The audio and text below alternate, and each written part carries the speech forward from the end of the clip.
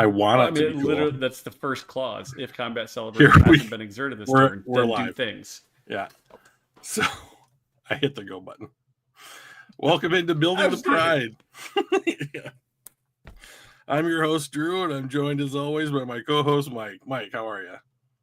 I'm doing fantastic, Drew. How about yourself? Well, as some of our viewers might have heard, we were debating the finer points of Magic the Gathering. Mike was All right. being so kind as to poke holes in all my really cool theories. So, I mean, they were good theories, but a little holy at times. yeah. So, thank you. I appreciate that, and I can't stand you. So there we go. So we're Happy not Tuesday, really. Donkey Kong. Yeah. Hey, buddy. Oh, by the way, Mike, I had a wonderful discussion with some of our subscribers last night when I did a 2-hour stream randomly. Outstanding, Yeah, it was a lot outstanding. of I fun. was doing homework, so I would you were much probably rather having be more fun talking than me. football. Yeah. That's Well, cool. So, we what was had the a plan. conversation about? Tell me. Well, um, we were talking about some of the finer points of the roster. Like Dr. Detroit was a major contributor last night, and he's very much into drafting for the O line this upcoming draft, 10 days from now, 9 days from now. And he even floated the idea of like taking a tackle. And I thought, seems a bit out there. Sewell's locked up. You know, Taylor Decker has been extended and is still playing well. I mean, is he elite? Yep. I don't think that I would describe him as elite. He's never been elite, but he's always been in that tier right behind elite. That just very good, very consistent. Yeah. You know, and so he's the 10th highest paid left tackle in football. And he got graded as the tied for 22nd overall in football for all tackles. So I thought, I think, oh, there he is. I'm contributing. You are contributing. Dr. D, welcome.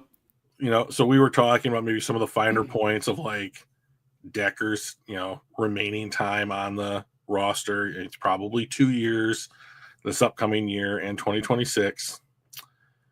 All right. That's certainly the hope.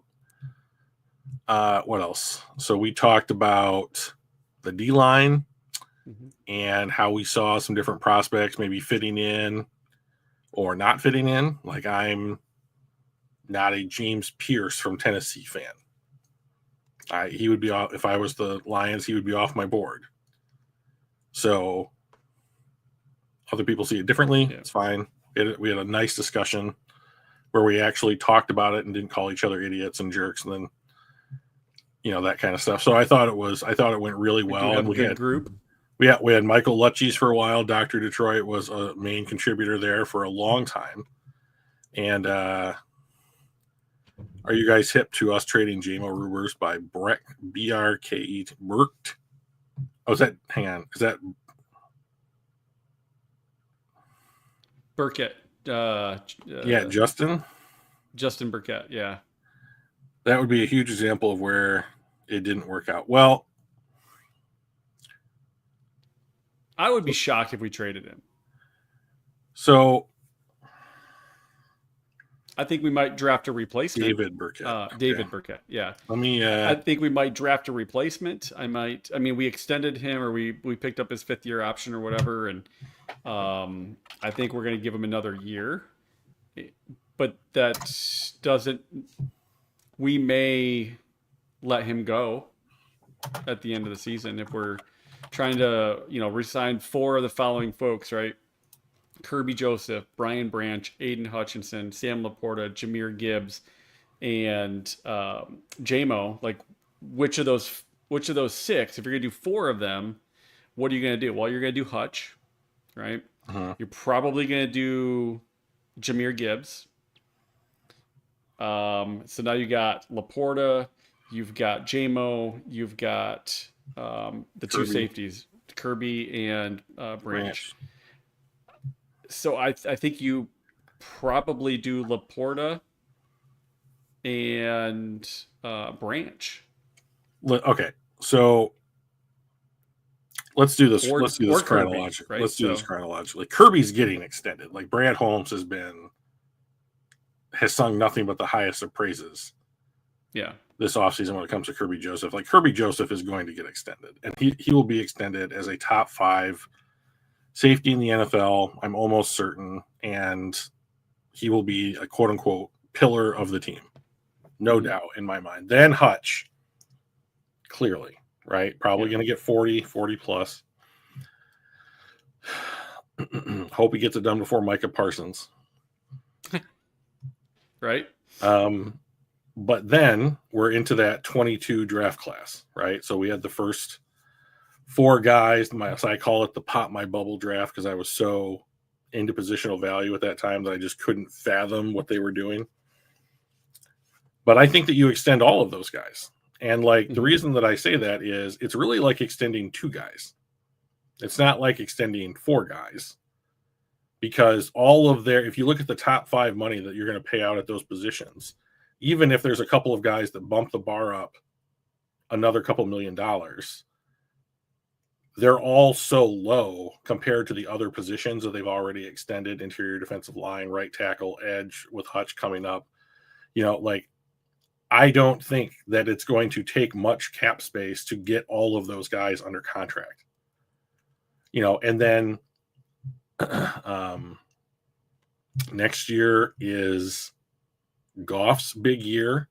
But if you look at the way, and maybe we can do that tonight, but if you look at the way that the Lions have structured Amon-Ra St. Brown, Penei Sewell, Aleem McNeil, and even Goff, like they are going to hit the top of their peaks like next year.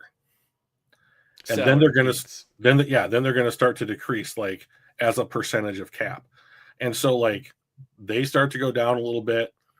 The Lions typically want the second year of an extension to be the big year. So when we extend Kirby Joseph and when we extend Aiden Hutchinson, that first year of the extension should not be the biggest cap hit that they have on that extension.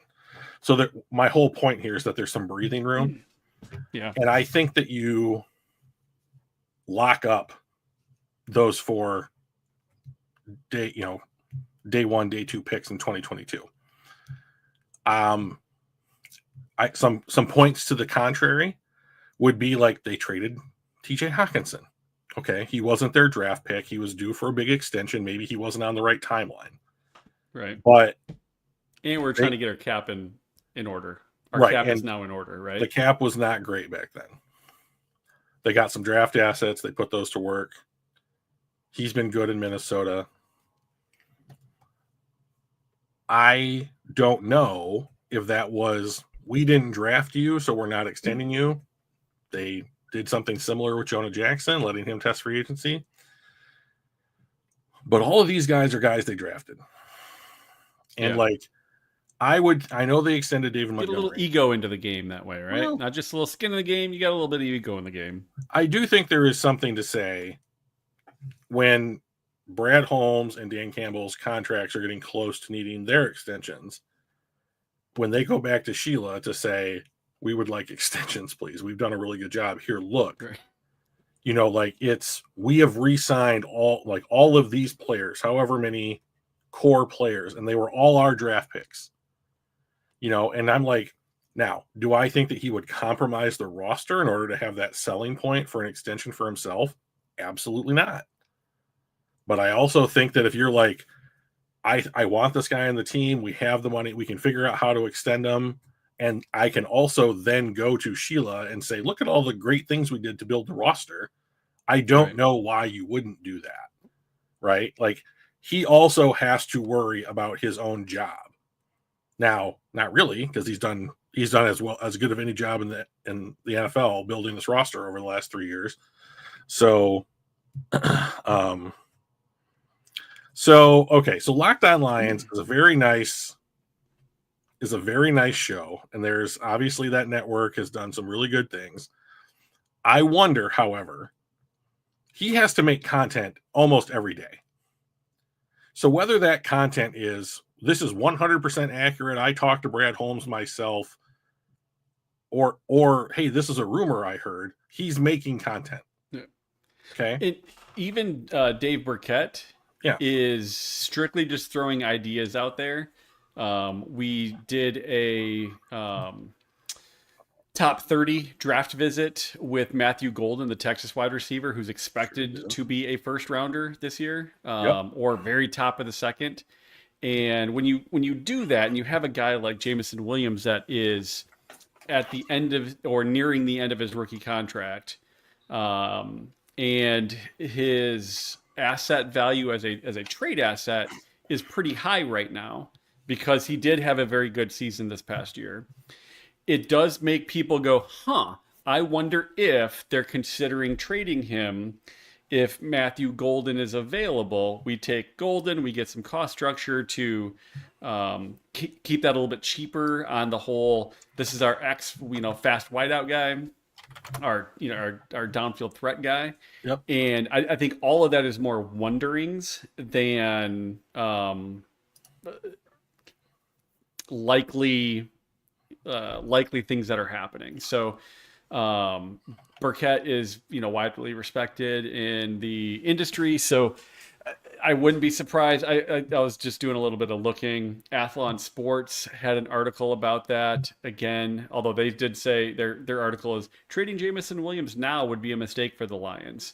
And again, they kind of keyed off that for the pre-draft visit with Matthew Golden. So I think a lot of it's just like you said, Drew, content creation and a little bit more a wondering turns into a rumor, turns into it's going to happen. I heard it on the internet kind of thing. So I'm not too worried about it. But if Matthew Golden is there, it does give them an opportunity to say, do we want to do a JMO-like person and get that person on a rookie deal and then use JMO as a trade asset to get more picks? I think it's reasonable to think that it might happen. I'm not sold that it will. So let's talk about it. Yeah. Here's where I'll start. I'm dead set against trading Jameson Williams. Dead fucking set against it. And here's the reason why. He has a trait in his speed that is simply not replicable in the NFL. And even if you go, Matthew Golden ran a 4.29 at the combine. He's, according to everyone who cares about the 40, he is very, very fast, right? Right. You watch the tape and you compare it to the combine, you don't see the same thing. His tape is not the same kind of tape that Jameson Williams had. Jameson Williams was beating people with his speed. Matthew Golden is an excellent wide receiver, but what I have heard and what I have seen of him when I've watched him play is that he is smooth in his routes. He is going to get open. He is going to run good routes, but he is not the same kind of player that Jameson Williams is. So Jameson Williams is on a rookie deal. He is going into year 4 of his rookie deal. If they pick up his 5th-year option, that's going to cost them $15 million, which is the fucking deal for a wide receiver at this point. He is arguably the 3rd or 4th receiving option on this team.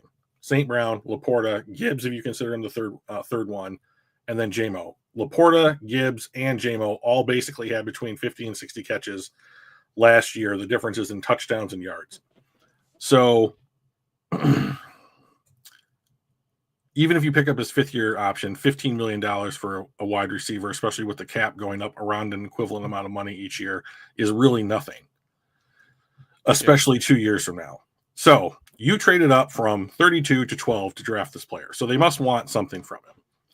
Now, this article, as Dr. Detroit is referencing here, said that they would get a 4th and a 7th. You simply cannot trade him for that. No. So that's not enough value. If you're getting a 2nd, then you start talking, right? You start considering it. But sure, a 4th and a 7th is, I would laugh them off the phone. So we have seen players, good quality players in the NFL, go for trades that are like, Mike, I'll trade you this player in a 7th and you give me a 6th round pick. Yeah. Right. We have seen the wide receivers that, do you think that Jameson Williams is as good as DK Metcalf? Not quite. Right. DK Metcalf went for a second round pick.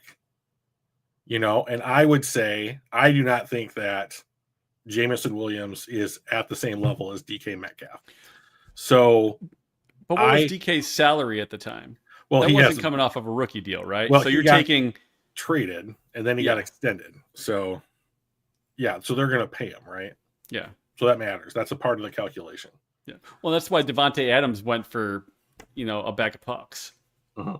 No, he basically went for nothing this year because they wanted to get rid of the salary just as much as they wanted to get rid of the player.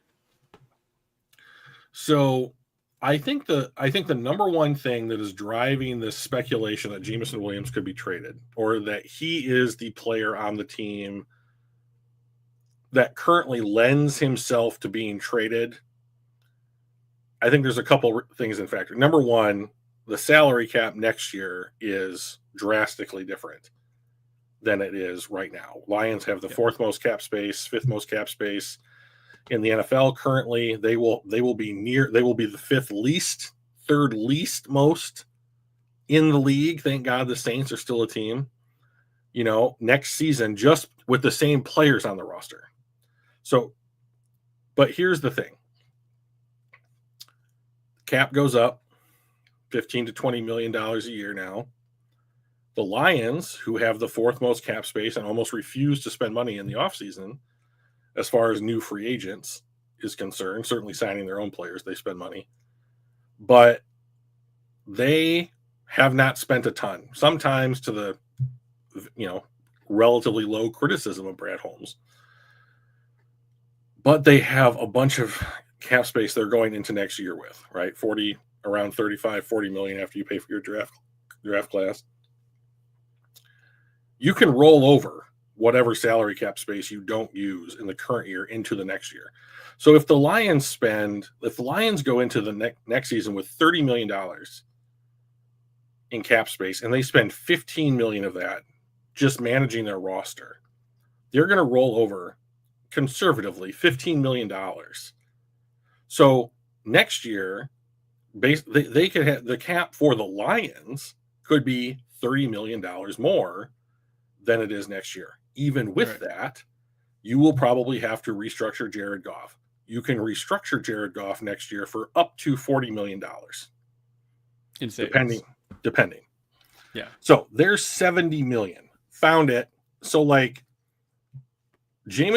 trading Jameson Williams, to me, knowing those things, doesn't provide the kind of cap relief that I think people are hoping it will have when compared to people like Sewell, McNeil, St. Brown's cap hits going up. So, that's like to me, that sounds like throwing a bucket of water at like a house that's on fire, right? It's just not going to get the job done. Right. So we have the money side of it. Let's talk about the player side of it. When I read Eric Schlitt, or when I listen to Eric Schlitt's scouting reports of teams that the Lions are going to play on a week-to-week basis over at Pride of Detroit, he makes sure to highlight how the Lions are going to attack opposing defenses. So the thing that Jameson Williams most consistently brings to this offense is the ability to beat teams deep. Yep. Teams have tried to counter that by going to the Vic Fangio defense. Yep. And playing too deep safety. Too high safety. Right. Yep. So that no one beats them deep. So then the Lions can do things like go up, check to see if the safeties are deep, check to a run, beat the shit out of you, right? Like that is what Jameson Williams does. By having Jameson Williams on the field, teams might think we have to keep two safeties back, which allows the Lions the flexibility to check into runs. And then a couple of times a year, Jared Goff is going to take a shot on like some 60-yarder, that Jameson Williams will catch 50% of the time, or whatever. So he'll get a couple of deep shots. That'll be on stride 50% of the time, or catch it. Correct. Yeah. So he'll catch it if it's there. Either it's a good ball and Jameson misses it, or it's not a great ball and he manages to catch it. I don't exactly know which one will happen, but like he catches them about 50% of the time. Right. So, which is actually fairly decent, rate for downfield throws. I was more impressed with Goff being able to get the ball deep on like posts and goes last year than I have ever been previously. Yeah. So I was happy that they were incorporating those kinds of things when they were available into the offense. And so and that's the whole point of Jameson Williams. Like, what is the point of Amon-Ra St. Brown? Right? Like, if you don't have he is the binky in the blanket. Right? Exactly. So the chain mover, the first down maker, the reliable one. Yep. Right? These are all great band names or nicknames for Amon-Ra St. Brown. So Jared Goff, his superpower, as I have been told, is that he is excellent at over the middle of the field, short to intermediate passing. Okay. St. Brown excels at those things. Sam Laporta excels at those things. That's the Lions' meat and potatoes. Right. Yeah. Jahmyr Gibbs, right? When he's in the passing offense. But Tim Patrick is there to block and to provide a mismatch in certain situations, in like the red zone, for example. Yep. So he's a contested ball guy too, right? So. Yeah. Donkey Kong has a lot of faith in Brad Holmes. Yeah. It's good to see. What I'm saying is, if you trade Jameson Williams, you lose an aspect of the offense that allows for the kinds of versatility that the Lions seem to have wanted to build into the offense over the course of Brad Holmes and Dan Campbell's tenure here in Detroit. So unless you can replace that or go in a totally different direction, which is on the board, I can't understand trading Jameson Williams. He is one of the best in the NFL at doing what he is really good at, which is running fast. So, and like, to be honest, a guy who had I think it was 58 catches last year for 1,000 yards and 6 touchdowns or whatever is your third or fourth option in this offense is phenomenal. Yeah. We're not asking him to be a number 2. He might end up being a number 2. And if he were to grow as a player beyond his role, then I could see the Lions saying, you clearly have earned this opportunity. We are not going to pay you what that role demands, what your talent demands now, the player that you've shown to be. We're at the end of your contract. Now we will look to move you to a place that you might want to go. Yeah. But I don't see them basically saying, we gotta make sure the salary cap's healthy. Let's go get that 4th round pick. Well, and I think that you can draft Matthew Golden and also keep Jameson Williams, right? I think Golden complements what we're trying to do. I was just looking at his entry on PFF's big board. He only had 4 drops the entire season. He had a 61.1% contested catch rate, which is in the blue high end, area. If Tim Patrick is our contested catch guy, and now granted, Golden's 6 foot. He's not, he's not Calvin Johnson. He's not 6'6". Right. He's not Tim Patrick. Right? He's not Tim Patrick either. But if you need a guy that can run good routes, he's also fast and can do the contested catch stuff. I think you could take Matthew Golden and say, all right, he's just a better version of Tim Patrick for what we want Tim to do. And oh, by the way, we also still have Jameson on the outside running fast, right? Yeah. So I think that's I think we can do both. We can keep JMO and draft Golden and have it not be incompatibility.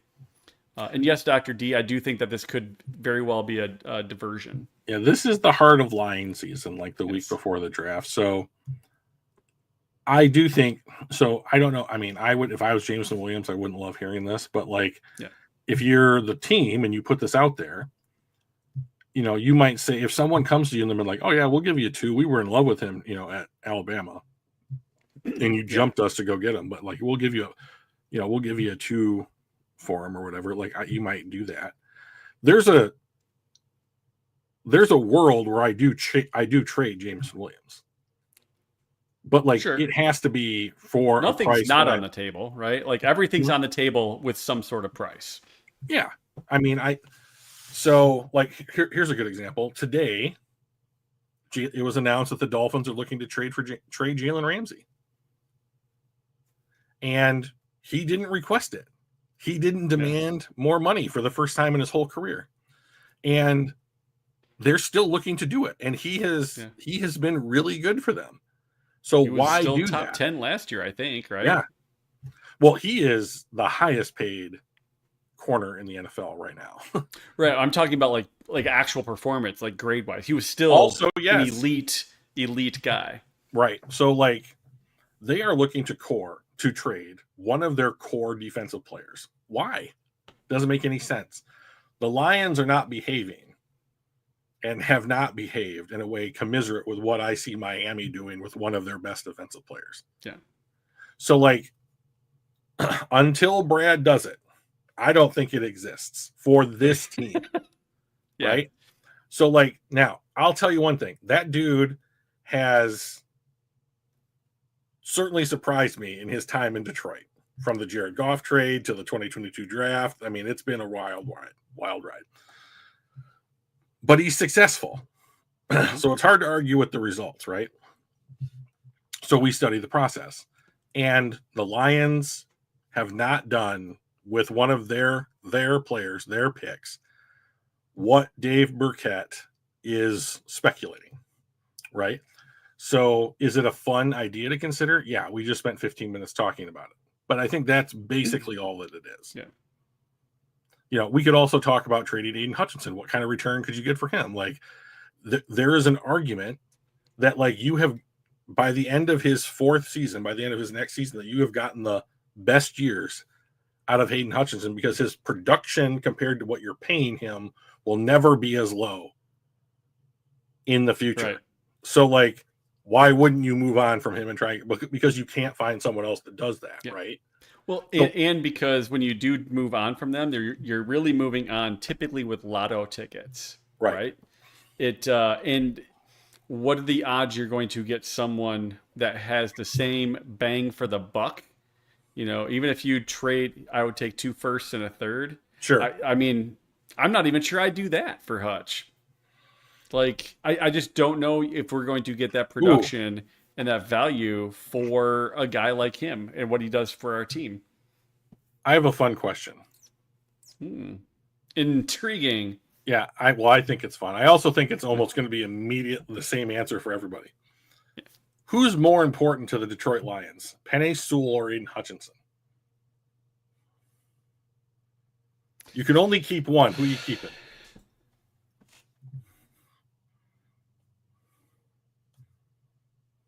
Wow, that's right. I think I keep Hutch over the two. I would keep Sewell. I love Aiden Hutchinson. It's been we've well established on this podcast that like I loved watching him in college and I love watching him on the Lions. So yeah. And I'm not saying it's like, 80-20 Hutch over Sewell. It's like 51-49. Yeah. And I know he's critical to our offensive line success, which is critical to Goff's success. But I think we've seen what a good offense can do and what it can't do when it comes to what a bad defense does. Like that bad defense, our inability to stop people, get to the quarterback, end drives, good field position, like not doing that hurts the offense just as much as, if Sewell got hurt or traded or whatever, right? Like I think that, to Donkey Kong's point, both. Like they are the two pillars. A chair's not going to stand on one leg, and it's really hard to stand on two legs. But if Goff is a leg, and we need to pick Sewell or Hutch, that chair's still falling down. We need a tripod at least, right? So, but if I had to pick one, I'd pick Hutch only because we have so many other pieces on offense that I think we could probably do a little bit more and still be reasonably successful. Whereas on defense, I just think we are nowhere near what we are on offense. And I think we will miss him far too much. And that's the only reason. It's a good theory, Detroit. Yeah, so I just thought that was a fun question. Danny, yes, we still had some success without Hutch. But by the end of the season, and granted, there were a lot of other injuries. By the end of the season, we were the worst defense in the NFL. Statistically. Sure. Yeah. So I don't think they trade. I don't want to find out. No. So I don't think they're trading Jameson Williams. Like, and the other thing that kind of lends me to that theory is that, like, they re-signed David Barnes. And I can hear people being like, what? Why does that do that? So they re-signed him, but like, and it was to a modest deal. And maybe JMO's not willing to take a modest deal. He's a bit of a diva. But, like, I think there's two levels that we've seen so far from Brad when he's re-signs players. And that's either, like, I will lock you up on a 3-year deal like they did with Barnes, and you are you're a baby pillar. Yeah. Or I'm paying you top 5 money at your position, and you are a great big pillar. Yeah. Yeah. You're one of the legs of our stool. Yeah, exactly. So of the 3 legs. We're just going to add legs if you're good enough. We have stools. If you're good enough, you can be an extra leg. That's right. We got to have spares. So, it's also hard for me to believe that you would. Now, I know that Kirby has performed much better and received much higher accolades this last season than Jameson Williams did. But I have a hard time believing that you pay Kirby Joseph top of the market money, which I'm guessing that they will do, and not re-sign Jameson Williams. Like, unless it's something where it's like, well, we can sign 3 guys for what we paid Jameson, and he's the bottom of the totem pole on who you re-signed to big money deals, then. And Dr. D does bring up a good point. He said it sometimes feels like we can't unlock the full potential of JMO because Goff does not throw down the sideline. He doesn't throw down the field very much. So we kind of get limited. We get like 80% of JMO, what JMO could be. And that's generally true, right? The volume of downfield throws is just not there. His success rate is higher than most, only because I think it takes teams by surprise because it doesn't happen in the volume as other teams. And honestly, I think Ben does such a good job of scheming guys open. I mean, looking at a lot of those downfield throws, there's a lot of times 2, 3, 4 yards. Like you could underthrow it by 5 yards and turn around and catch it into your belly, and it's fine, right? So we are just so open on some of those downfield throws.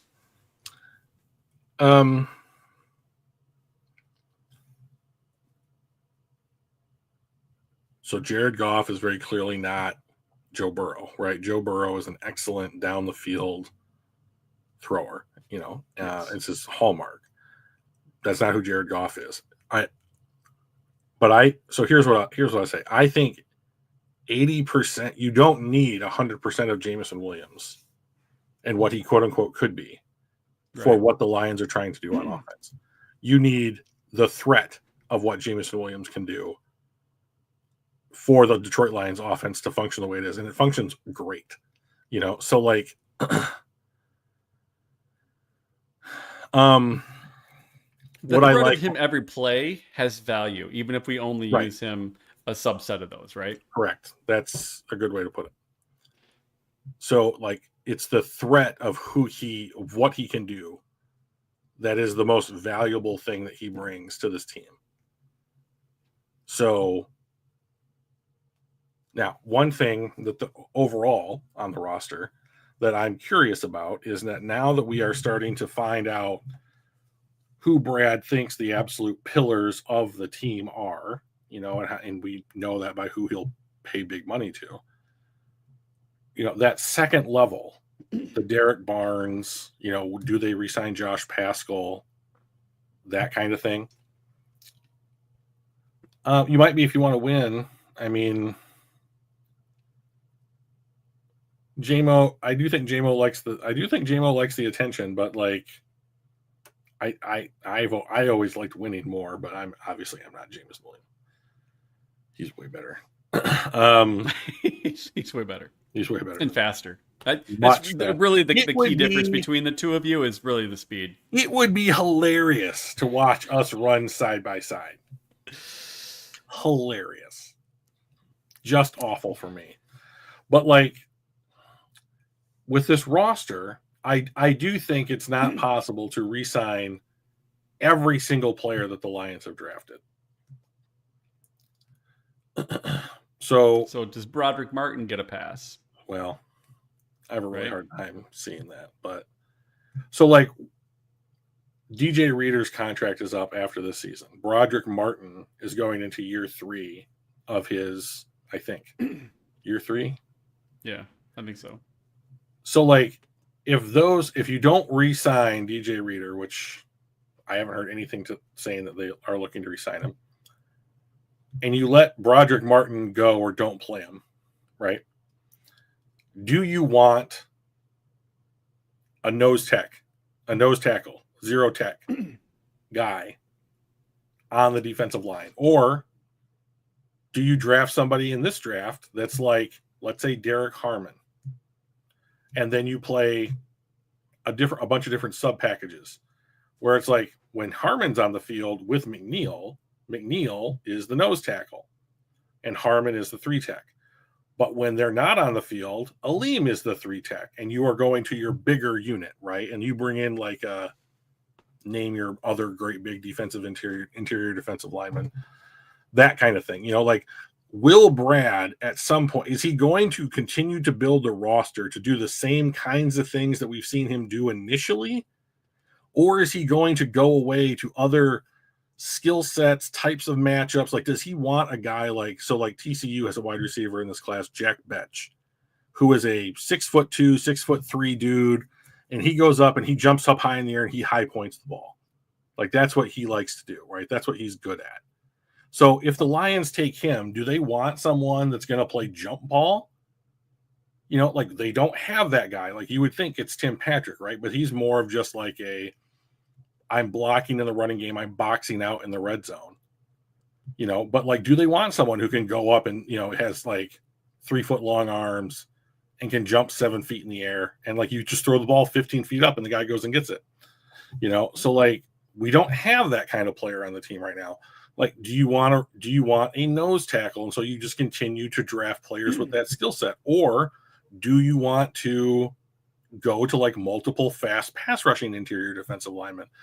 I think the number one question that we're going to get answered in this year's class right away is, do they want to draft an edge at 28 like Marcus Davenport, 6'6", 270, or do they want to draft a guy like Donovan Ezeraku, who's like 6'3", 255 pounds, and is a speed guy? Like when hey, what's up, Kathy? Hey, Kath. When and if they decide to change the direction on some of these position groups is the fascinating thing to me that I'm watching.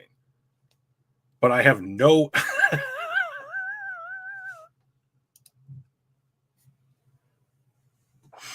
crushing it. Kathy is now the new favorite in chat.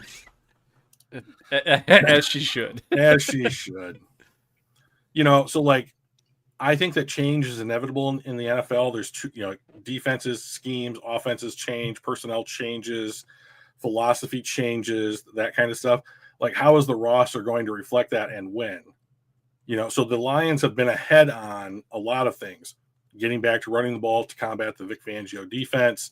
They've invested, I would say, heavily in safety, second and third round picks in that position group, ahead of when other teams that are now following suit have done so. So, I mean, what does being ahead of the curve for the Detroit Lions look like when it comes to their roster?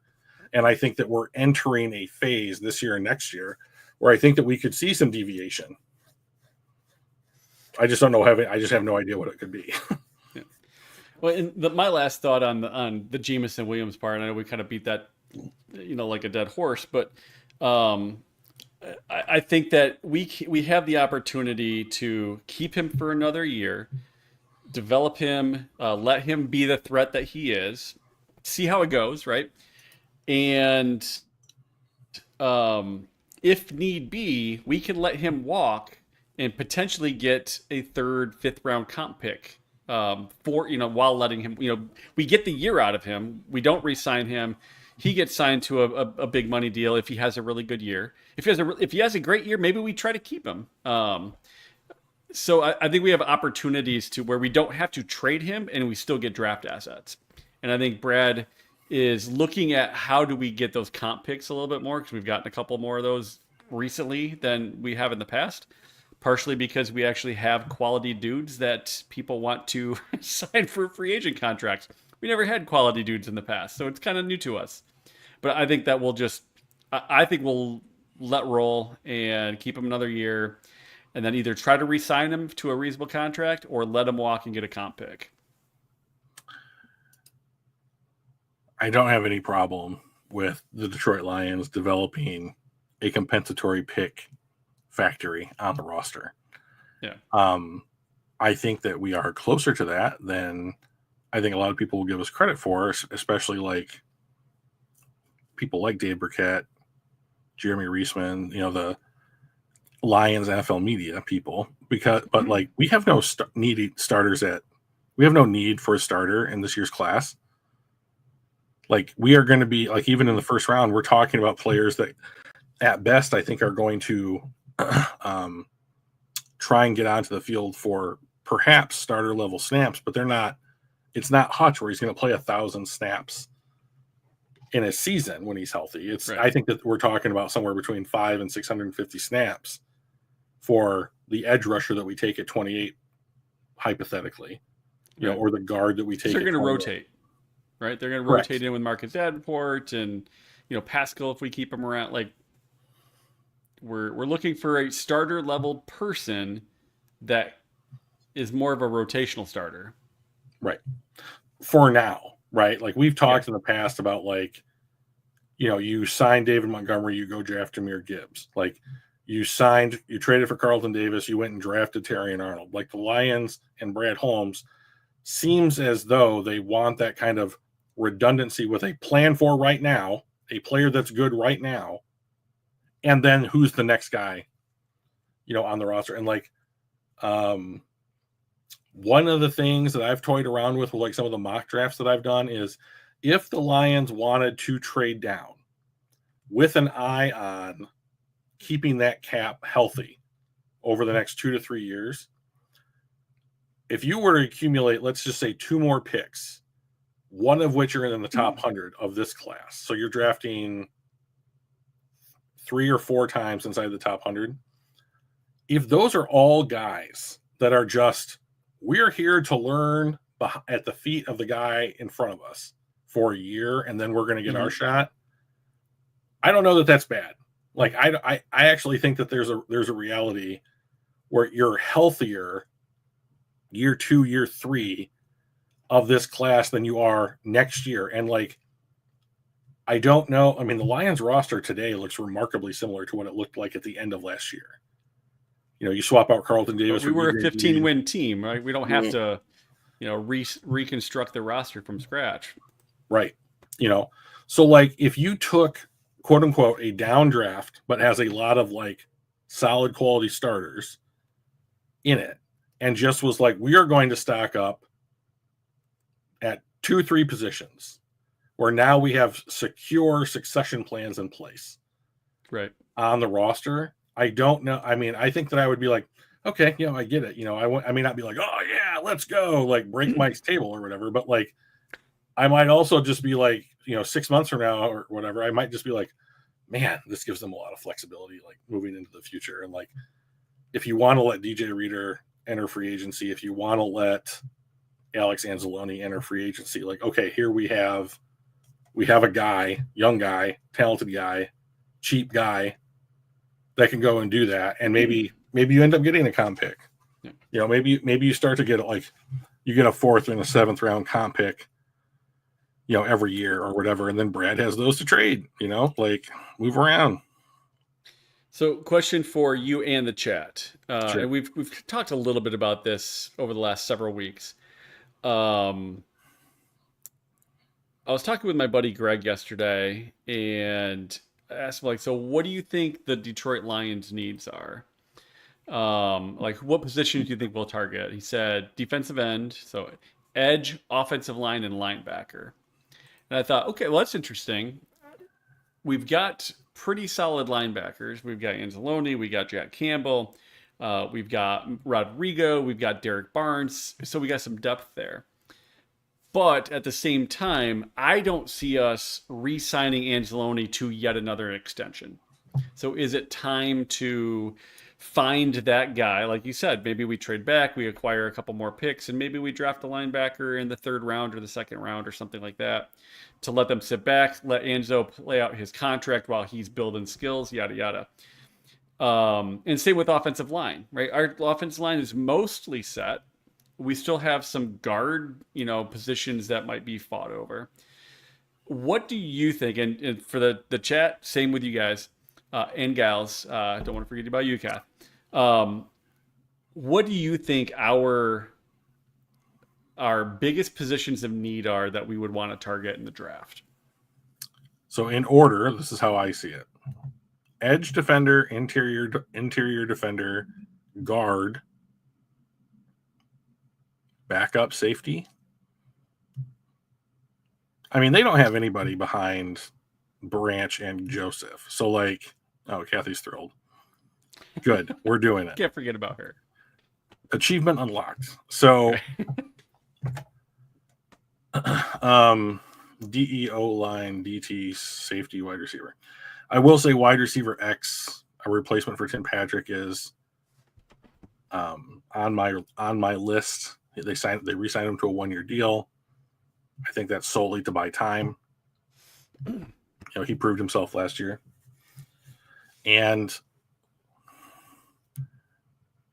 But if you look at if you look at the state of the defensive line in the short term and then the long term, it's an area that they still need to work on. Mm-hmm. They drafted Onwuzurike and McNeil in the first draft of Brad Holmes. One got re-signed for less than $5 million, and one is top 5 at his position, right? Okay, now, so hit, miss, maybe? Yeah. Then you draft Hutch. Okay, that's a hit. You draft Pascal. Probably a miss. Right? He has been good depth, quality player. Yeah. Is he anything special? No. And then you've got who have they taken? So on the defensive line, right? Broderick Martin. Sure. Yeah, that's one I forgot about. Yep. So again, it's very easy to forget about him. He hasn't done anything for us. So it's not just you; everybody else has too. Yeah. Right. So I would say 2 hits and 3 misses. Okay, so here you have a class that's relatively deep through 2 rounds way more than 2 rounds at defensive line. We saw Brad trade for, sign, and draft 2 cornerbacks in last year's class. Right? Right. If he just went something so the Lions, I think, have 28, 60, 102, 130, 196, 228, and 224. That's 7, right? That sounds about right, and that's very impressive, by the way. Especially if you were doing that. I draft every day multiple times, so I see the numbers a lot. So, and with those 7 picks, do you think we're more likely to trade from 28 back to acquire a couple more early mid, like those second, third, fourth rounders? Or are we more likely to take some of those mids and lates and move up from 28 to 15, 16, 17-ish? If I had to put my money on it, I would put my money on that Brad moves up to target a player that he thinks is a fit for the team. Yeah. Brad Holmes, who has shown a willingness to do both, trades up more than he trades down. Yeah. Brad Holmes does not seem like the type of GM that believes in I'm accumulating picks, therefore I'm accumulating value. He seems like the kind of guy that's I've identified the pick. Now I just have to go and acquire it. So that's fine. Yeah. It's not how I would do it, but he's an actual NFL GM and I am not. So he gets the tiebreaker on that one. There was a mathematical study done about 15 years ago called the loser's curse. And basically what they found is that they treated the NFL draft like a marketplace, an economic marketplace. And they found that for the best money per talent unit, or whatever you want to call it, in the NFL draft takes place between picks 25 and 40 almost every year. So if you want to get the most bang for your buck, you want to draft as many times as you can between 25 and 40. Especially over this last CBA, where that's based on the rookie salary cap for those positions and the quality of player that's still left. Is that? I'm sure that's factored into it. I don't know the math, but okay, yes. That's fair. So, like, effectively, yes. Like the pay scale dramatically drops from the top of the draft the further down that you go, and then that does not always align with the drop off in talent from the top, middle, back end of the draft. So typically there are more talented players in the NFL draft than there are to the high point, to the drop off, and what you have to pay those talented players. So what that looks like, and if you go back and you look at Brad's drafts, like he drafts an awful lot on day 1 and day 2 and not nearly as much on day 3. Do the day 3 picks outnumber the day 1 and 2 picks? Yes, they do. But if you look at where he starts each draft with what picks he has and where he ends up in the top 100 a lot. And great. That's where a lot of great players are. Yeah. And they're cheap as shit, especially when you're outside the top 15. So, like, I would love if some team called the Lions at 28, assuming they're still there, and was like, hey, we want to come up for Jackson Dart or this other player. And like Michael Williams, or pick a player you think the Lions are going to like at 28 is not on the board. And they're just like, okay, now everyone else kind of falls into the same bucket. Our first round talent projections are all gone. Yes, I would love to see the Lions trade down into the early second, pick up another pick, third round pick, and just address some of the succession issues that the roster may have in the next 2 or 3 years. And a team that might be available to do that in that early second would be the Jets, right? You've got Aaron Glenn that is now the coach over there. Mm-hmm. They need help. They're drafting 7 overall, which means they're also drafting 39th overall. So it's not a huge drop back. And if there is somebody that they need that's available at 28, I wouldn't be surprised if we drop back, 10 spots or whatever down to 39, 11 spots to 39. Right. So I think that Brad certainly has shown that he's capable of a big move. 32 to 12 is a big jump. He just happened to fleece the Vikings when he made the move. Otherwise, we'd be like, ooh, that was a expensive move, So, but like, I think that you're right. Like, there's now a relationship between the Lions and the Jets. There's a relationship between the Lions and the Bears, but division rival. So trading the first round, maybe not as likely. I will say Chicago is well placed to move back into the first.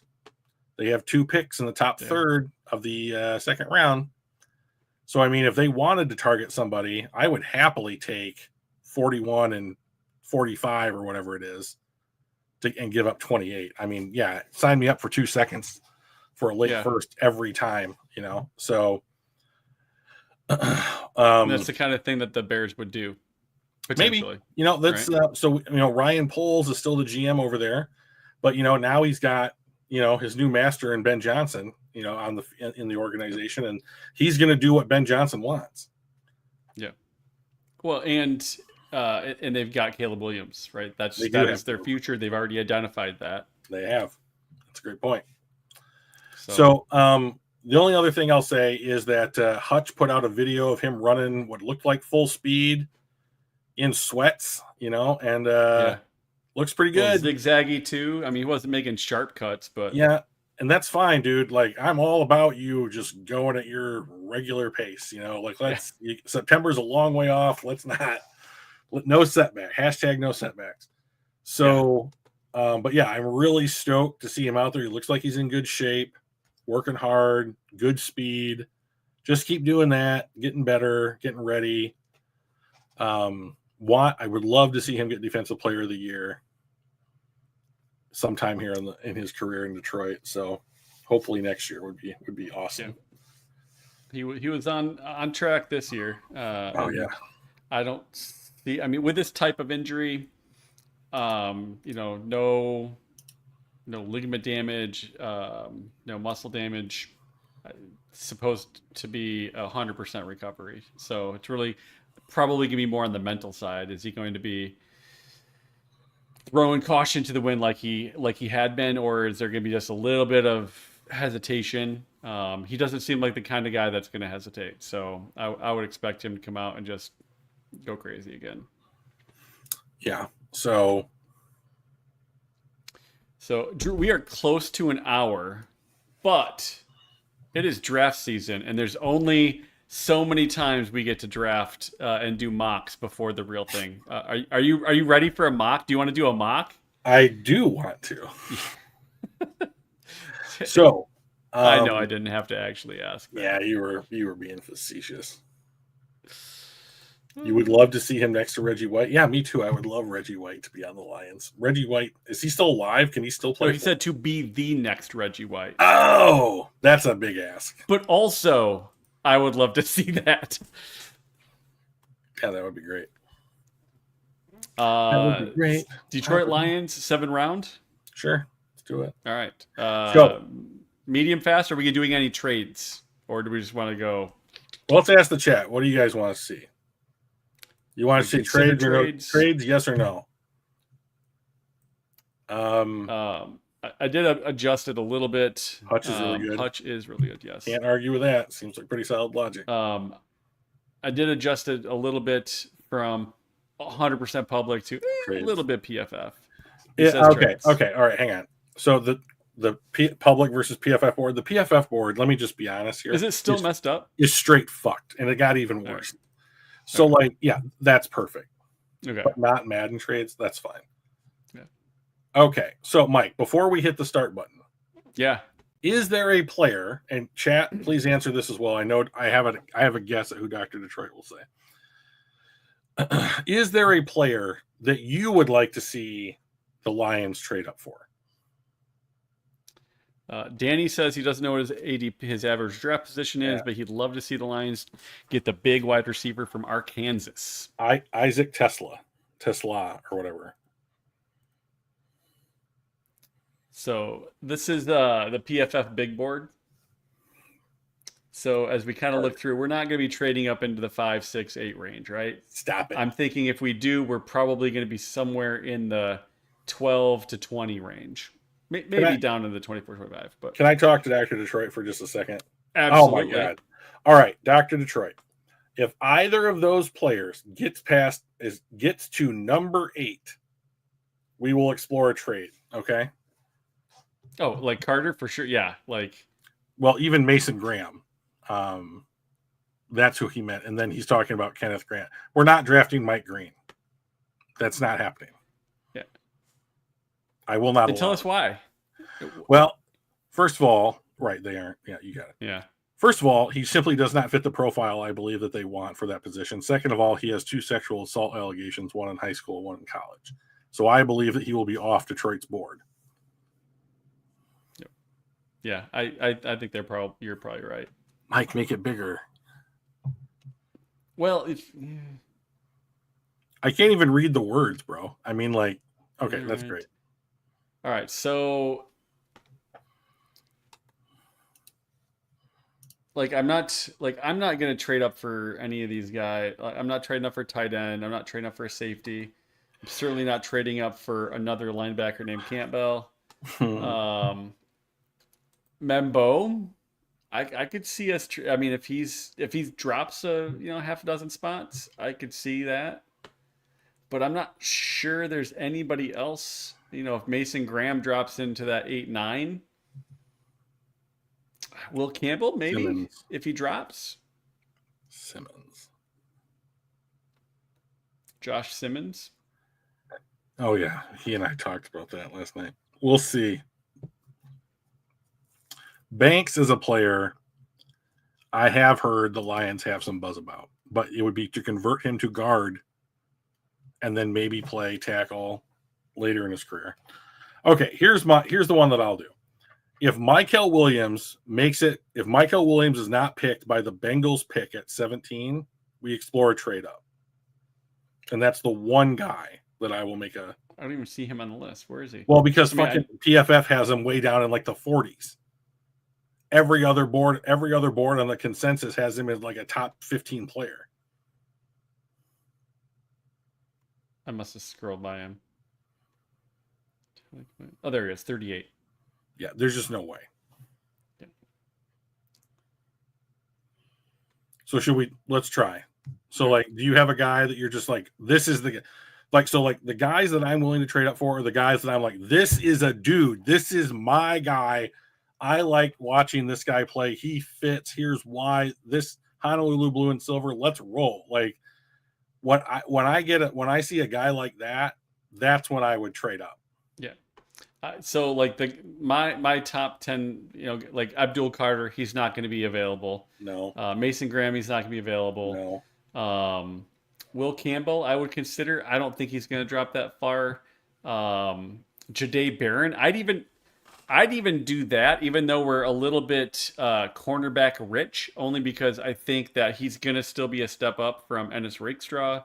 And I think DJ Reed only signed a 2-year deal. No, it's like 3.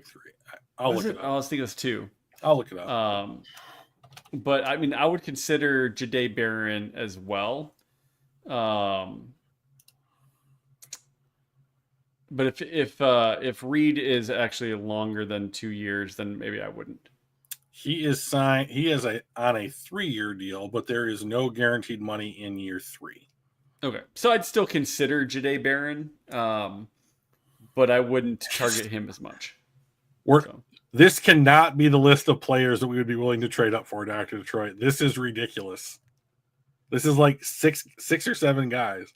Nolan, I mean, we could do that. Let's just see how the chips fall here a little bit. All right, we're ready to enter the draft. We are. All right. Please make it bigger. See, you move that thing 1 notch and Cam Ward goes at 3. Shenanigans. Yeah. Shenanigans, dude. Restart? No. This is fine.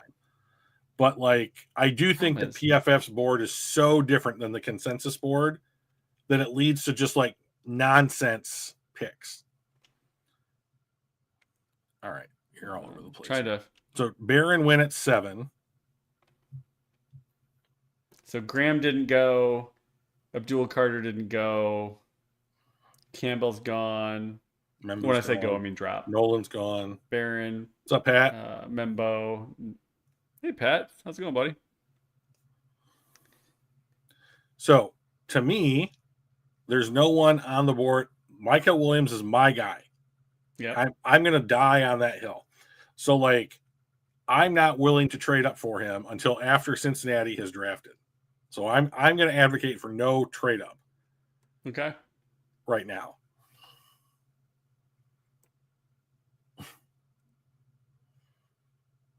Golden's gone. Kenneth Grant goes. That makes a lot of sense. Golden, Jihad Campbell, Ed Green, or Mike Green. Starks went lower than I thought. He may not go until the Lions actually pick. All right. Yeah. So, okay. So now you can pause it. Okay. So Tampa Bay is on the clock. We want to move up 9 spots. If I had clicked it just a little bit faster and Tet McMillan was still there, would you have traded up for Tet? Probably not. No. Not that much. I would have been like maybe like a Terry and Arnold kind of move up last year. Yeah. But all right, so I would offer 28 and 60 for 19. Well, I mean, yeah, I think 28 and 60 is probably. Let me just Jimmy Johnson this motherfucker real quick. Now, Okay, so pick, what is it, 19? Seattle's at 18. That's 900 points. Detroit's got 660, so that's a difference of 240, which means we need to give up more than our. Give him 2892 and let's see. What about 19 and 84 for 28 and 60? 19 and 24. So we move up 9 spots and back 24 spots. Sure, go ahead and try it.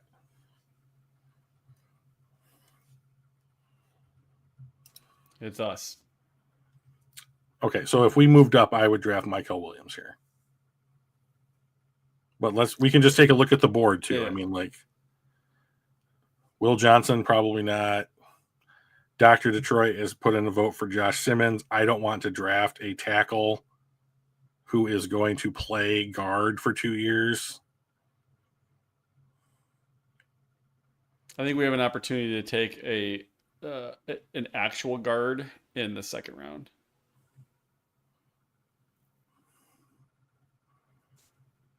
James Pierce is off my board. I'm not going to draft another running back. Got a tight end. He's not worth taking in the first round. Gray Zabel is a real choice, but I didn't trade up for him.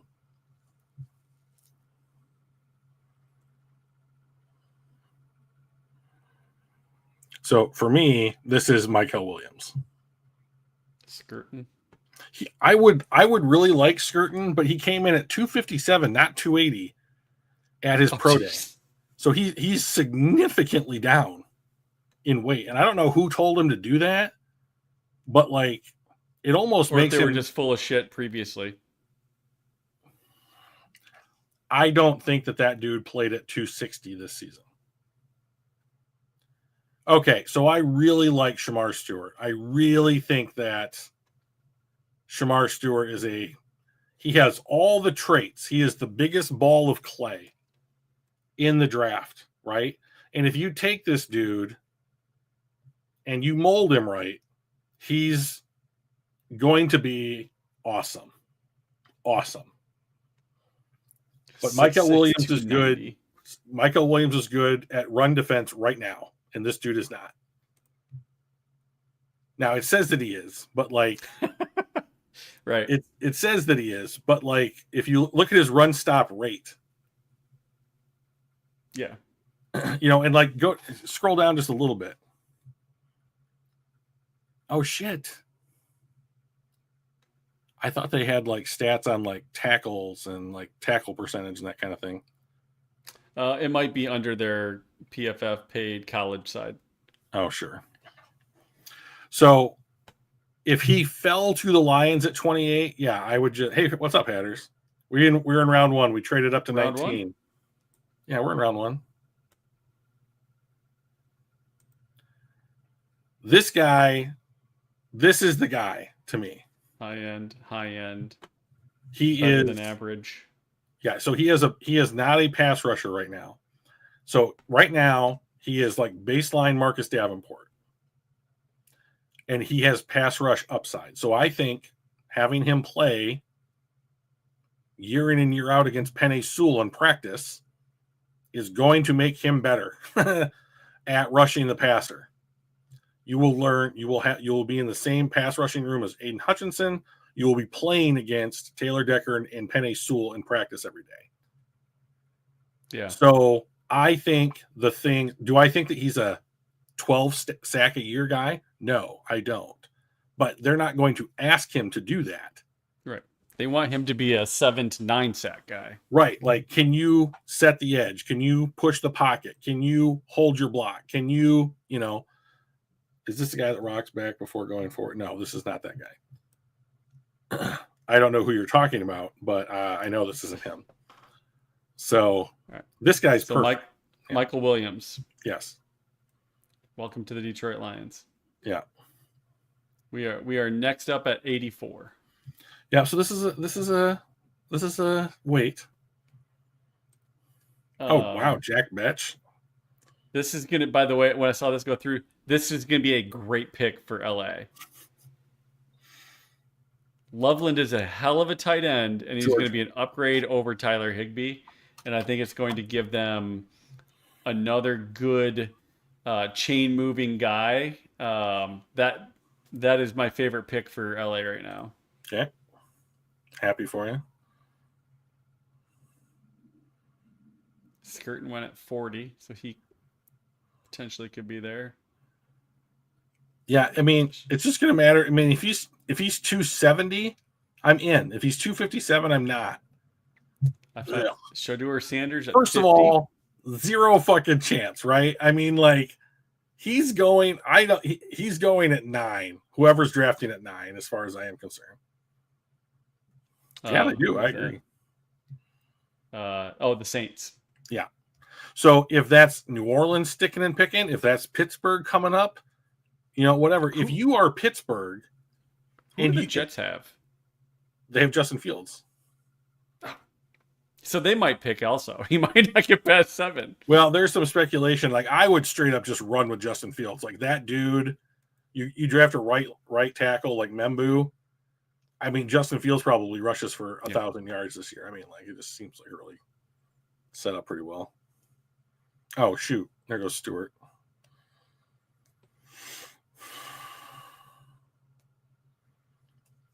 Okay.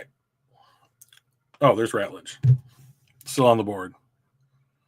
We're going to get a great grade on this, too, because he's like the 69th player that we're taking at 84, and he's a need. That's going to be like an A-.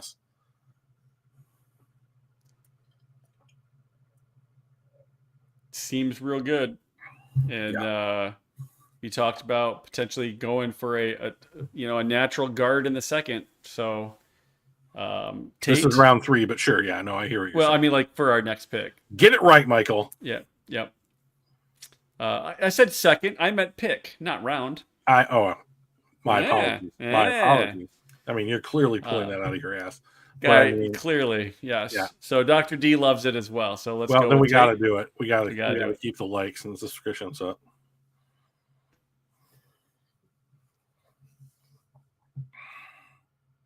Jackson Dart goes 94 to Cleveland, which I don't think would happen. I think at this, God bless it, I'm not a big fan of the way that this automatically does. I think that if Jackson Dart is still there when the Rams pick at 90, I think they take Dart. Oh, interesting. I don't think Spencer Rattler's their guy. I don't think they think Spencer Rattler's their guy. And I also don't think they want to. Who do they have as their backup right now? Jimmy G. Spencer Rattler is the backup quarterback in New Orleans. Do you mean that drunk fucking kid from Georgia? Yes, the other Georgia kid. Stetson Bennett. Stetson Bennett. Yes. I hate his guts. I've hated his guts since they won their first national championship. He is a drunk piece of shit. So, like, I am totally happy that they take any quarterback to knock him off the roster. Yeah. So, and I don't think they want to stick with Jimmy G as their long term. If you're going to have some sort of the future, Jimmy G is not the future. He's kind of like, I don't know, legacy future. Past, yeah. So I think they go that there. But you want to look at Kyle Williams, Detroit? Kyle Williams, all right. So 6', 186. Short, light. These are all great. Yeah, I mean, he could hold on to the ball a little bit better. 5 drops. It's not terrible. Might be the number of drops St. Brown's had in his career. I mean, like, it's it is a very high bar to meet. Is the Sun God St. Brown? It's like who is the other? DeAndre Hopkins. I think he has more tackles than he does drops in his career, which is absurd, but strangely true. Partially because his quarterback's been throwing a lot of interceptions, and he was the closest guy to him. He's played on some bad teams. Yeah. I mean, these numbers look pretty solid. 10th overall in deep catches, 18th in missed tackles forced. This is one of those things that we talked about a couple years ago when we took Yeah. Jameer Gibbs and Laporta. Laporta as that. So I could see this being our guy. All right, so this guy's definitely on the table. I just want to take a look at one or two other guys just Yep. real quick. And Okay, Dr. D says he is a Goff wide receiver, he is a which Goff wide receiver. seems very much that way. Okay, let's just scroll down just a little bit. I just want to get an idea of who's here on the board. Go a little. Oh, RJ Mickens is here. Basa's here. There's Tesla. He's 6'5". Or close. 6'4", 217. Okay, so here's what I'll say about this guy. The Lions brought him in for a top 30 visit. End of the thing that I said. Yeah. Fits the Tim Patrick mold. Had a good combine. All done. Don't know anything else about him. Mostly slot. Well, I mean, people in college, people are playing their best players out of the slot. True. So, I mean, he can play in the slot. So let's just call it positional versatility because he's going to line up outside. All right, so let's just let's click out of here. Let's go back up. So the guys for me on this board, Kyle Williams, great value. Ashton Gelati, I would take him.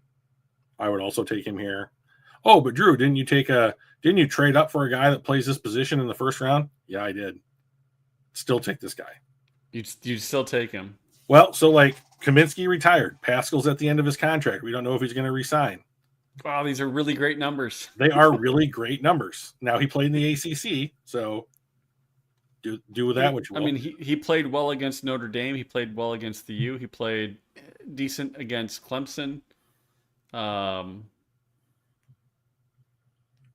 So all I'm saying is I like this kid. Yeah. Like I like watching him play. I think he'd be a good fit. Run stop rate's high. I also don't know that I can turn down what amounts to a full round's worth of value on Kyle Williams. Yeah. So I think that I would draft Kyle Williams here just because he's a round late. So Dr. D, Pat Hatters, if you're still there, would you go Kyle Williams or Ashton? Is it Gelati? That's how I pronounce it. I don't know. I didn't watch a lot of Louisville games, but like, I don't blame you. No wide receiver this. So if you're not going to take one in round 3, you're not. I don't think you're getting a guy that has a role on this team outside of special teams. Yeah. So I mean, because essentially, when you're trying to take a wide receiver, you're trying to pick Tim Patrick's replacement.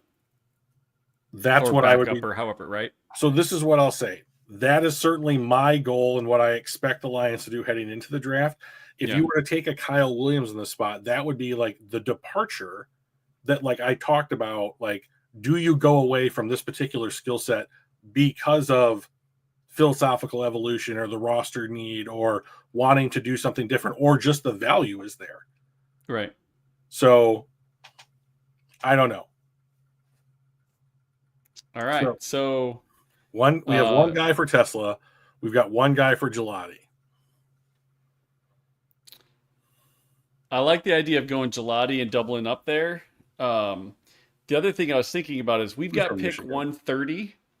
Hang on one second. And Pat, who's from Michigan? Go ahead, Mike. Said kids from Arkansas. Really? Tesla? Go to analysis. Oh, they don't even have his hometown up yet. They have their fucking draft board out, and they don't have these profiles filled out, man. I am pissed. Yeah.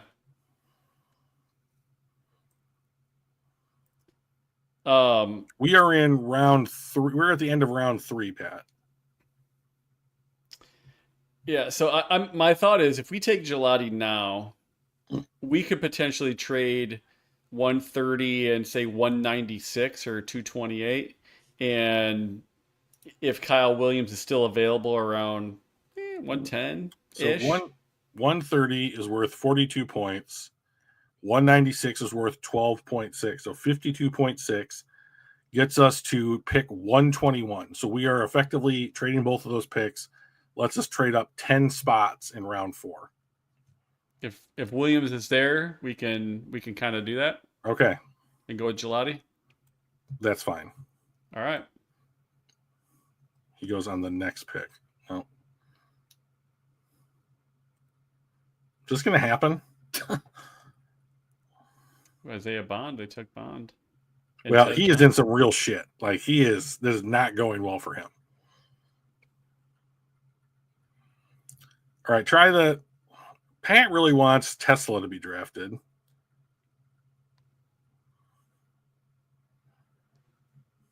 Who do we need? Well, let's just look at whether. So they don't want this trade at all. Yep. So let's not offer it. All right, so let's keep going. Resume draft. See if we can go a couple more. Let's defer to Pat on this one. Yep. Oh shit, we hit 10 viewers, double digits. Pat, we did not take in the second round. We traded our second round to move up into the first round, and then we dropped back in the second round to the third. Right, we got an extra third. Yeah, 84. All right, so let's. All right, so who went? Oh, I love Noel Williams. He's still on the board. Both of our wide receivers are still there. Hey, Lutchies, what's up, bro? They're not looking for a wide receiver in Indy. But Atlanta could. So if you want to move up for a dude, like, you have to get ahead of the team with the need.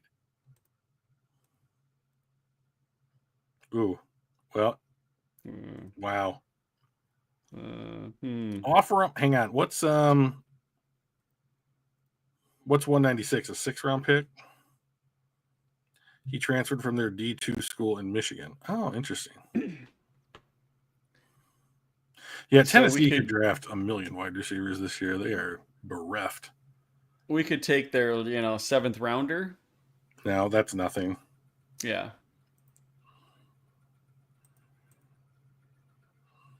All right, let's just keep going. They're both still on the board, and we're only 13 picks away. It's true. Jesus Christ, bro. Oh, there goes Sanker. All right, so we're a couple picks away. At this point, if you get past Jacksonville, I think they both fall to us. Do we give up our very last pick to move up 4 spots, or just go? I'm fine with that. That's fine with me. 7th-round picks are trash. All right, we're gonna offer that trade. Well, they're going to get something back. Yeah, I was gonna say let's. Never mind. Ask for a 7th round next year. Hang on now. No, I was just. Really? No. Ask for a 7th round 2 years from now. Fuck you. Stupid Jacksonville. So we can either pull the trigger here, or wait a couple. We've only I think the value is just taking the risk at this point. All right. What the shit? We did dude? it. We did it. All right. Pat, I love you, dude, but like, oh my God. So I think you're going to get a good grade on either, but you'll get an A+ if you take. Okay, we already did something that Dr. Detroit wanted. Take Tesla. We're gonna take Tesla. First of all, I hate the name, but like, take the kid from Arkansas. How about All right. Yeah. There we go. Oh no, the dude from Boise went. Oh, Shane Lampkin went. Oh no. Those are all my 7th rounders. Damn it. Dr. D says he loves the pick too. Oh, good. I'm glad. Fuck. I wanted those guys. Those were going to be really solid 7th round picks. Especially since they went in the 5th. I don't understand. You changed the board on me, and now they're going way higher. Stupid board. Stupid PFF.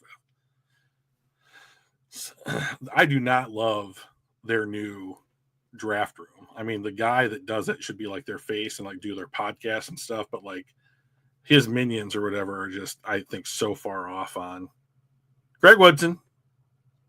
No debate. So Craig Woodson, Fucking love 88.5 this last guy. year. Love this guy. Wow. Very low missed tackle rate. Love that. Um, Forced incompletion rate, very good. Run defense, coverage grade. There's apparently nothing this guy doesn't do well. Look at his grades year to year. Yeah, improvements. A little bit fewer snaps this year, so I don't know if that was an injury, but like he played well against the U. He played well against Florida State. Um, we don't play a lot of tough teams, but like SMU was in the playoff. yep. What's up, LM? How's it going, LM? Yeah. I will broker, no All debate. We're just taking this dude. This guy's awesome. Craig Woodson. All right. Don't expect him to be there in real life. If he's not, I'll take him in fake life. 220. Is there anybody that we want to trade up for that you had your eye on? I'll pause it. How do we look at the board? You don't. You don't. What a flaw in the system. Right. Yeah, it's Lampton. Okay, hang on. Lampson, Hassanine is gone. Noel Williams is probably gone. We can't even look at. Okay, here's a question. Is there a player on another team we would want to trade for? Oh, well, meaning like, hey, this is a 6th-round draft choice. We've got some salary cap room. You might want to shed some salary cap room, Jalen Ramsey. And well, I got 2 guys that I think that we could trade these picks for and just acquire the player. Dr. D, the PFF is smoking meth. This transition has not been smooth. Okay, not been smooth. They lost like 6 dudes out of their draft room last year. Let's get Crosby. Yeah, it's a good call. You said no Madden trades, bro. Come on now. Okay, so I will be criticized for these recommendations. I understand that heading in. So here they are. Offer this pick to the Giants for Evan Neal. He is we're not on our pick yet. Oh, well, Mike. But we can offer a trade. Well, we have to. He doesn't have to be with the team picking. I mean, like, and then scroll down to where it says players. Select a player. And then pick Evan Neal. He should be a tackler or a guard. So why am I suggesting this? Depth. All done. So, like, he has not worked out for the Giants. The Giants are terrible. Let's have him in a room with Penei Sewell. Let's have him in a room with Taylor Decker. Let's have him in a room run by Hank Fraley. They're not loving it. Yeah. All right, here's the next guy. Please don't yell at me about this, but I understand if you do. Offer our next pick to Tennessee. What is his name? Traven. He's a wide receiver. He's not worked out. I believe also from Arkansas. Treylon Burks. And they have traded picks for Trinity Benson, Denzel Mims, Donovan People-Jones. Okay? I don't understand how this would be any different. Yeah. Okay? Still young, has the body type. What's wrong with him? Can you figure it out? Like, let's get him in our wide receiver room for a year. Yeah, I think the biggest problem with all of that is no one wants to make the trade. Quality of player throwing him the ball. Sure. All right. Anyways, those were just some ideas. You can just resume, do whatever. Resume. Mm-hmm. Mm-hmm. Mm-hmm.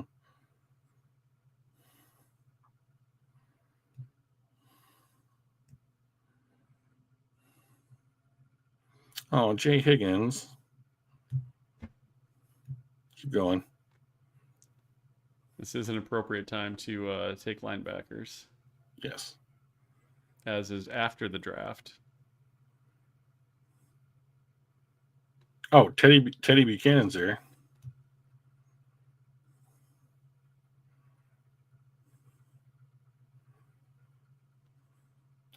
I mean, you're getting down into the Smale Mondin was somebody that I thought that they could take. Went to Georgia. Mm-hmm. Good tackler, pretty good run defender. I saw Dumbass Johnson there on the list. Dumbass Johnson. Who are we talking about?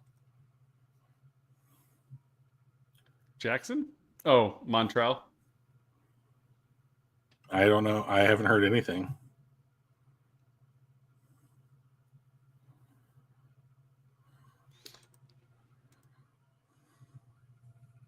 Is this No. a spot where we take some depth guy? No.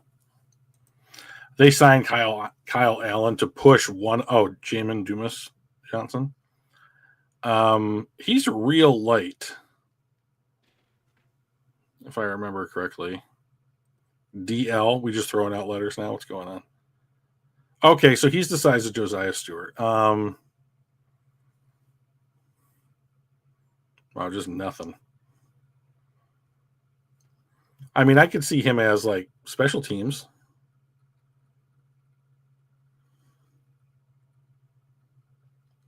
And then Fan Man would have his pick in.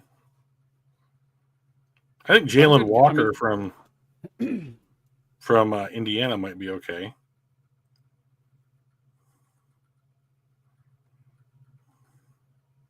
How big is he?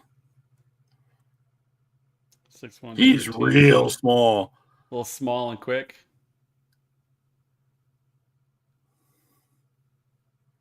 Impact special teamer. I like the sound of that.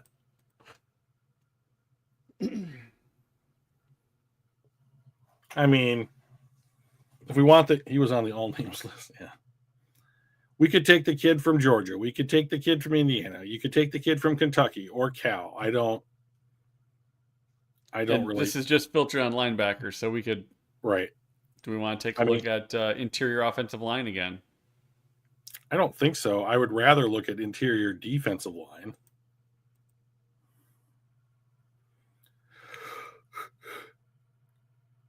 Thor Griffin.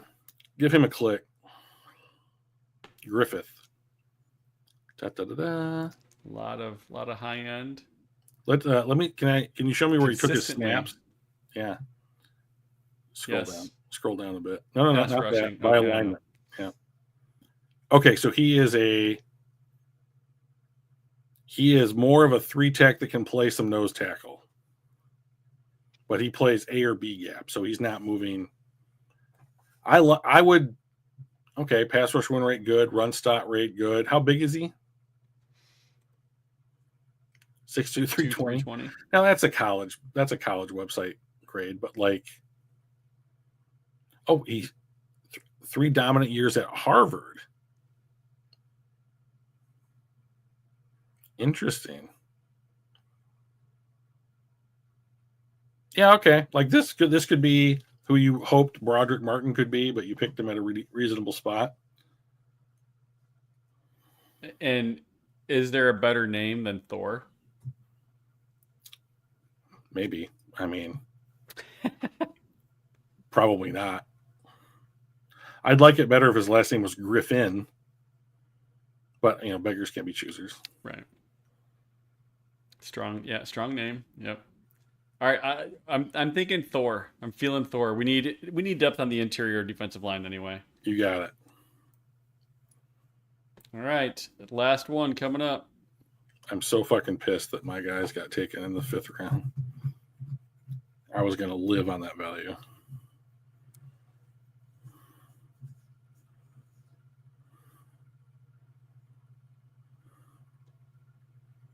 Keep going. A lot of wide receivers and running backs. A lot of bad wide receivers. Take that kid from Georgia. Smale? Yeah. All right. Let's do it. I'm sure they're all A+. PFF would never let me down. I'm an annual subscriber.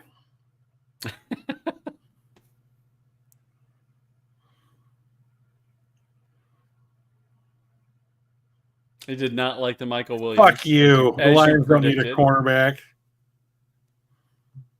Oh, there's some A's, folks. Look at that shit. They didn't like my Thor. Come on now. I know. 1, 2, 3, 4 A's. Top 39%. B plus. That's way high. I mean, I'd be happy with this. Yeah. We got a starting edge. We got somebody that could either potentially start or really at least push for it, right? Push for it and give some good competition and good backup. I think the kid from Louisville could potentially rotate in. Gilote. Tesla gives us an opportunity to get big. He's 6'4", right? He's very big. And then we got some special teamers that I think could do well. Listen, we went to Georgia. We went to Louisville, and we were like, no, you guys come to Detroit. We got 3 Georgia players. We got two. What are they? What's Louisville? Cardinals? Cardinals, yeah. Is that the baseball team or is that the football team? All of the Louisville are the same name. Like all the Michigan ones are Wolverines. What? Sure. Never mind. Okay. You asked if it was a baseball or football team. I'm like, all the Louisville teams are called. I thought maybe Cardinals. It was something. I don't know. I thought maybe for something else. I guess it is the Cardinals. But like, yeah, I'm pretty happy with this. Like, needs addressed, right? I mean, yeah. Have a hard time being mad at it. Targeted a guy they wanted. Yep. 3 solid day 1 and 2 players.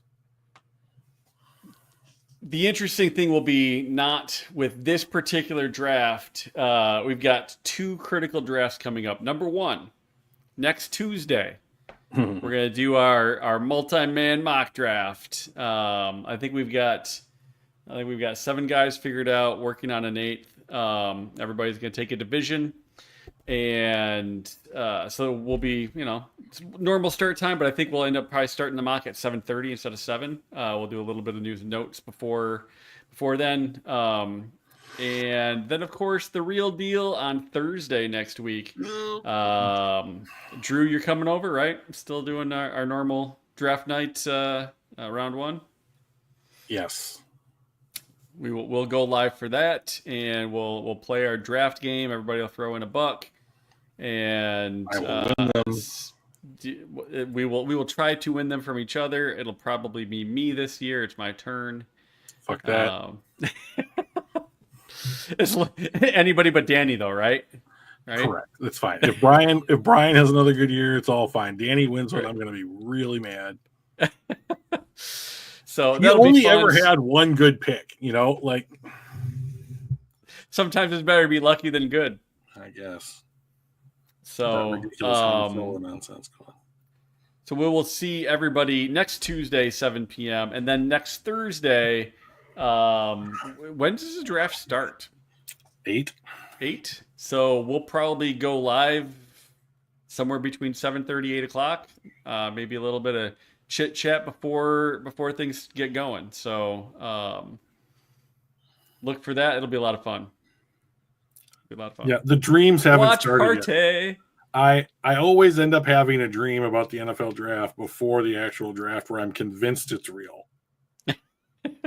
So like you know how to fix that this year. So you know how to fix that, don't you? That way, like, it is straight up not real. Watch Draft Day, the movie. Well, that's just and then you're going to be like, movie definitely ever. Not real. Let's just recap that real quick. Kevin Costner and Jennifer Garner get together. Wrong. First of all, and then he calls the guy Chadwick Boseman, who played Black Panther, is the number 1 pick in that movie. And they call him a middle linebacker, and the dude lines up at edge. And I just wanted to scream. And then the whole thing is him manipulating these people. And he ends up with an edge rusher. Cool, neat. That's who you should take it the number 1 pick, maybe in the draft. A running back who his dad played in Cleveland, and a kick returner. And I watched that movie and I was like, this could only be considered like he ended up trading like 3 2s for all those guys. Like I was like, okay, He traded out of number 1, right? Well, he traded out of number 1, and they took that like miss on a quarterback or whatever. Right. And then he got like the number 1 guy at like 3 or 4. Yeah. And then he forced the guy with all of his 1s to give him back, but he traded all of his 2s to Jacksonville or whatever. And so here's the thing about Jacksonville people have to hate that movie because it's like, oh, our GM's a first-year GM, and he was like, yeah, I don't know. Oh, sure, I'll do that. Yeah, like, and I was just like, there's no way you get the job in Jacksonville if you're that wishy-washy. You're like, yeah, I don't know, Cleveland. I'll just trade you my draft picks. Thank you. Like, it's just a horrific film. I will never watch it again without being paid. So I enjoyed the film from a fun time, not from a like realistic. Like, I like Kevin Costner. I thought his acting was fine. I thought the overall plot was okay, a bit that suspension of disbelief, right? Overall, not a believable plot. Okay. So if you go in thinking this is what draft day is really like, and this is a possible outcome, you're going to be sorely disappointed. But if you go in for like a fun, interesting football movie, like I think you'll enjoy it. Just don't expect it to be anything close to realistic. You won't enjoy it. So like the suspension of disbelief works if you're talking about wizards or spaceships or elves or some shit. But when you're talking about Cleveland nailing the draft, that's too big of an ask. That's too big of an point. First fair point, Drew. Humans, elves, and dwarves working together is a better outcome than Cleveland nailing the draft, and those 2 other things don't even exist. Those are all fair points. It's an awful film. I hate it. I enjoyed it. I wouldn't call it a great film, but I enjoyed it. I would say give it a go. If you haven't seen it, give it a go. And then when we talk about it, either next week or maybe during our live, I'm curious what other people have as their review of the movie. This is what drug dealers sound like, kids. Just try it. See if you like it. And then we'll talk about it later.